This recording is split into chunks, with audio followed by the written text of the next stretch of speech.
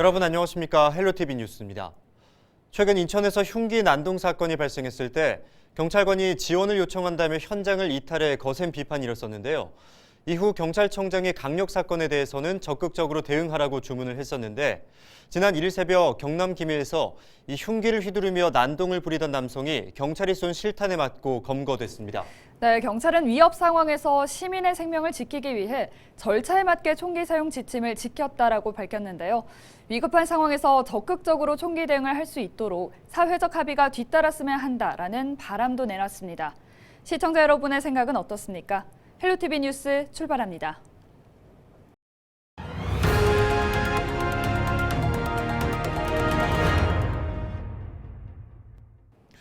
일 영시 기준 코로나19 신규 확진자는 대구 70명, 경북 106명입니다. 대구에서는 북구 소재 의료기관과 관련해 6명이 격리 중 확진 판정을 받았고 달성군 소재 학교와 유치원에서 확진자 5명이 나왔습니다. 경북에서는 106명이 신규 확진 판정을 받았습니다. 특히 31명이 신규 확진된 포항은 교회에서 4명, 어린이집에서 13명이 나와 방역당국이 더욱 긴장하고 있습니다. 요즘 인기 원작 소설을 바탕으로 한 영화나 드라마가 많이 제작되고 있죠. 노벨 문학상 후보에도 올랐던 고 김동리 선생의 무녀도가 만화 영화로 재탄생했다고요? 네, 맞습니다. 한국적 색채를 담은 뮤지컬 형식의 애니메이션으로 평론가들의 호평을 받고 있는데요. 특히 원작 소설이 개화기 경주를 배경으로 하고 있어 이 지역사회 반응도 뜨겁다고 합니다. 홍하영 기자가 취재했습니다. 무당인 엄마와 기독교인인 아들. 서로 다른 신을 섬기는 어머니와 아들의 갈등을 그려낸 단편소설 무녀도가 애니메이션으로 돌아왔습니다.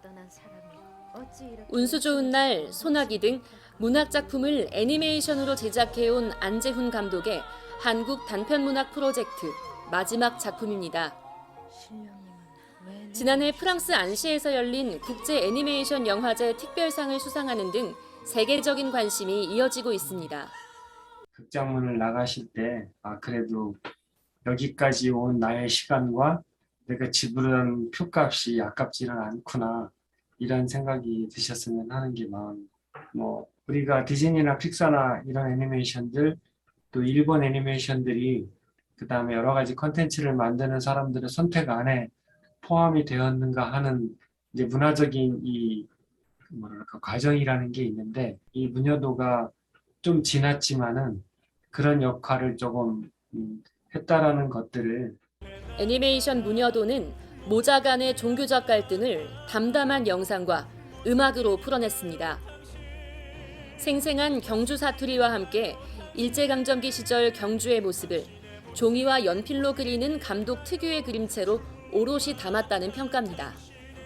이곳은 예기소입니다. 지역에서는 애기청소라고도 부르는데요. 소설 속에서는 무녀 모화가 굿을 하다가 목숨을 잃는 곳으로 조금은 어두운 곳으로 묘사가 되고 있지만 현재는 다릅니다. 주변에 산책로가 잘 조성돼 있어서 시민들은 운동을 즐기고 휴식을 취하는 공간으로 잘 형성돼 있습니다. 안재훈 감독은 실제로 수차례 경주를 오가며 1920년대 경주의 모습을 담아내기 위해 노력했다고 합니다.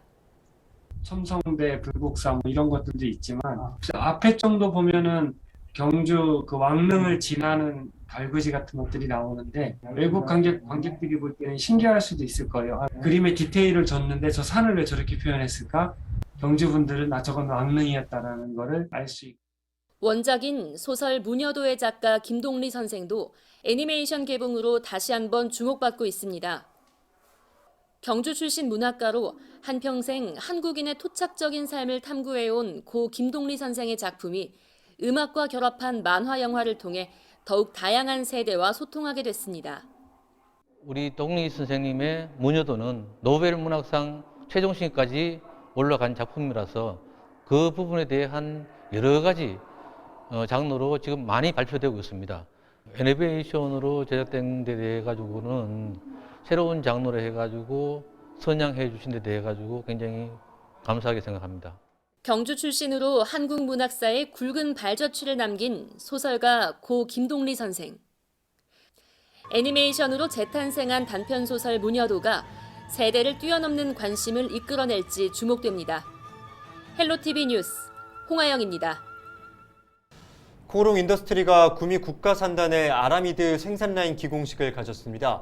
총 2,580억 원에 달하는 대규모 투자의 첫 신호탄을 울렸는데요. 일명 마법의 실이라고 불리는 첨단 소재 아라미드의 생산으로 신소재 시대를 열겠다는 포부를 밝혔습니다. 기공식 현장을 HCN 오승훈 기자가 직접 다녀왔습니다. 30일 오후 구미 국가산단에 위치한 코오롱 인더스트리 구미 공장. 최첨단 신소재로 불리는 아라미드 생산 라인의 증설을 위한 기공식이 열렸습니다. 코오롱 인더스트리의 이번 투자 규모는 2,580억 원. 코오롱 인더스트리의 역대 최대 규모인 투자 사업입니다. 신소재인 아라미드 섬유는 주로 5G 이동통신용 광 케이블과 전기차용 초고성능 타이어 소재로 활용되는데 차세대 첨단 소재로 꼽히며 전 세계적으로 각광받고 있습니다. 현재 연 7,500톤의 아라미드 섬유를 생산하고 있는 코오롱 인더스트리는 이번 투자를 통해 오는 2024년부터 연 1만 5천 톤으로 생산량을 대폭 늘릴 계획입니다. 이를 토대로 현재 아라미드 섬유 분야에서 세계 3위, 국내 1위를 차지하고 있는 코오롱 인더스트리는 전 세계 시장 1위를 목표로 잡고 있습니다. 세계 넘버원까지 갈 수 있도록 반드시 그 기초를 다지는 공사가 이번에 프로젝트가 됩니다. 해서 꼭 성공시켜서 우리 아라미드 사업이 글로벌 넘버원이 되도록 CEO로서 책임을 가지고 앞으로 추진해 나갈 계획으로 있습니다. 특히 이번 대규모 투자로 100여 명에 달하는 신규 인력 채용도 계획하고 있어 구미 지역 경제에 큰 활력을 불어넣을 예정입니다. 구미시는 최첨단 신소재 산업을 육성해 미래 먹거리 산업을 확장시켜 나갈 계획입니다. 그동안 이제 섬유 공업은 좀 낡은 의미를 가졌습니다만 이제 아라미드 섬유라는 또 최첨단 섬유를 통해서 우리 구미공단이 새롭게 도약하고 있다는 것을 상징하는 그런 사업이라고 생각을 합니다. 5mm 굵기로도 2톤에 달하는 자동차를 끌어올릴 만큼 고강도와 높은 인장 강도를 자랑하며 일명 마법의 실이라고 불리는 아라미드 섬유. 이번 대규모 투자를 통해 차세대 첨단 소재인 아라미드 섬유 분야에서 글로벌 시장 1위로 자리매김할 수 있을지 큰 기대가 모아집니다. HCN 뉴스 오승훈입니다.